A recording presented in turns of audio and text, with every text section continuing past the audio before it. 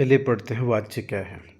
वाच्य वह है जो यह बतलाए कि जो क्रिया है किसके द्वारा की गई है। ये पहला एक्सप्लेनेशन है।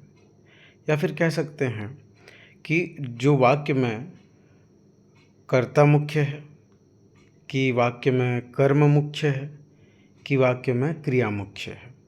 तो इस प्रकार से अगर हम देखें तो कर्तृवाच्य, कर्मवाच्य और भाववाच्य होते हैं। कर्तृवाच्य में जिस वाक्य में कर्ता की प्रमुखता होती है, जहाँ पर कर्ता मुख्य हो उसे कर्तृवाच्य, जहाँ पर कर्म मुख्य हो, प्रधान हो, वहाँ पर कर्मवाच्य, और जहाँ पर वाक्य में होने वाली जो क्रिया है वो ज़्यादा महत्वपूर्ण हो तो हम वहाँ पे क्या करेंगे, उसे भाववाच्य कहेंगे। ठीक है, चलिए देखते हैं कि ये क्या है।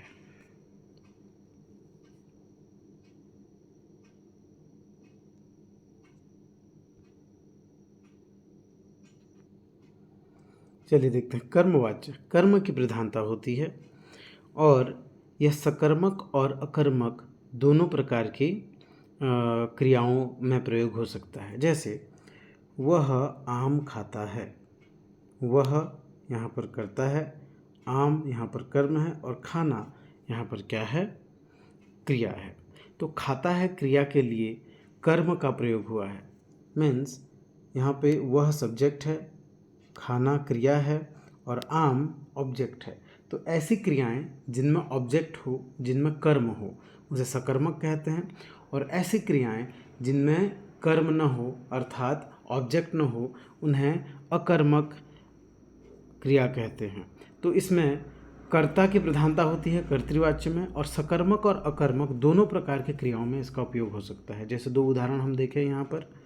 वह आम खाता है, वह आम खाता है, यह सकर्मक क्रिया है। वह खाता है, इसमें कोई ऑब्जेक्ट नहीं है, अकर्मक क्रिया है। दोनों प्रकार की क्रियाओं में हो सकता है। ठीक है, अब आते हैं कर्मवाच्य में। कर्मवाच्य में कर्म की प्रधानता होती है और इसमें यह सकर्मक होता है। मीन्स कर्म होना अति आवश्यक है, ऑब्जेक्ट रहेगा तभी कर्मवाच्य होगा। चलिए देखते हैं।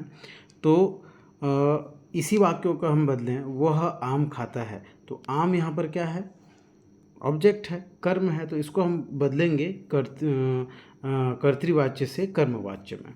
वह आम खाता है, यह कर्तृवाच्य है, तो अब इसको हम कर्मवाच्य में बदलेंगे।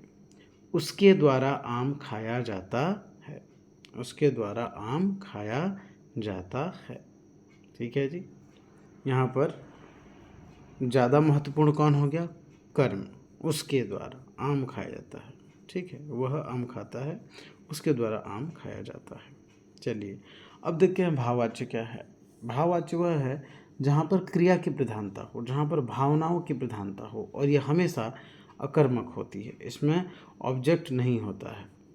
ऑब्जेक्ट न होने वाली क्रियाओं को हम बदल सकते हैं। जैसे वह खाता है, यहाँ पर कर्तृवाच्य में वापस आइए, वह खाता है, इसमें कोई ऑब्जेक्ट नहीं है, इसको बदलेंगे उसके द्वारा खाया जाता है। गया लिख दिया हूँ मैं यहाँ पर, उसके द्वारा खाया जाता है। क्या खाया जाता है नहीं बताया गया, बस उसके द्वारा खाया जाता है। तो ध्यान रहे, कर्तृवाच्य में कर्म की प्रधानता होती है, यह सकर्मक अकर्मक दोनों हो सकता है। चलिए कर्मवाच्य क्या है। कर्मवाच्य वह है जिसमें कर्म की प्रधानता, ऑब्जेक्ट की प्रधानता होती है, और यह सिर्फ सकर्मक क्रियाओं का हो सकता है। भाववाच्य किसे कहते हैं, जिसमें क्रिया की प्रधानता हो और यह हमेशा अकर्मक होती है। उदाहरण के लिए कर्मवाच्य, वह आम खाता है सकर्मक क्रिया का, वह खाता है अकर्मक क्रिया का। कर्मवाच्य में इसी को अगर हम बदलें, चूँकि कर्मवाच्य में सकर्मक होना चाहिए, तो हम वह आम खाता है ही बदला जा सकता है, उसके द्वारा आम खाया जाता है। ठीक है, भाववाच्य अकर्मक होता है, तो वह खाता है तो उसके द्वारा खाया जाता है। ये रहा आपका वाच्य।